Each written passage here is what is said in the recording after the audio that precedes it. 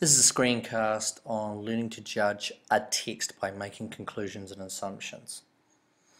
Now, when we read any kind of text, this is a poem, but when we read any kind of text, there are three levels of understanding meaning, or three levels of meaning.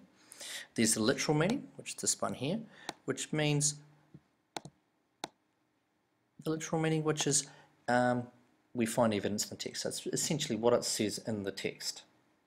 The cat's wearing a hat, the man went to the shop, that type of thing.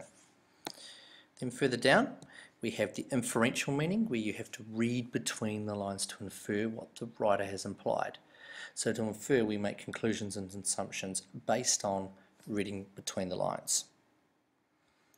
And then the third is the applied meaning, which is we decide what the author might think from what has been said. So let's take the beginning of this poem, which is called Hide and Seek. Call out, I'm ready, come and find me. The sacks and the tool shed smell like the seaside. They'll never find you in the salty dark, but be careful that your feet aren't sticking out.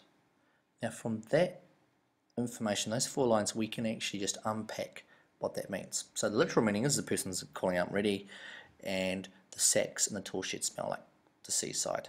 So that's what we can tell straight off when we read it, literal meaning. But if we're going a little bit deeper for reading between the lines, something we can say is that they're actually playing hide and seek. And we know that because the first line here, call out, I'm ready, come and find me, even though it doesn't say we're playing hide and seek, you can infer from there that they are. They are hiding in the tool shed? Yes, because even though the author has said the sacks in the tool shed smell like seaside, they'll never find you in the salty dark. It is inferring that they are hiding in there, in the tool shed with the sacks. If you go down further to the applied meaning, so what does the author think about this? Well, it says, but be careful that your feet aren't sticking out, wiser not to risk another shout. The author is saying that you need to make sure all your body parts are hidden and that you need to be quiet when you're hiding.